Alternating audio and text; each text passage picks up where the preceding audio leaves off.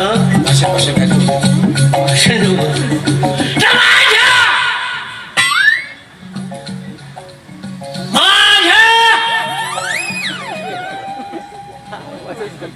तुझ्या माझ्या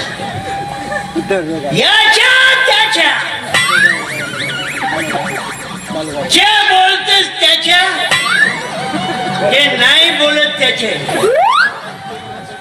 याच्या त्याच्या सर्वांच्या काय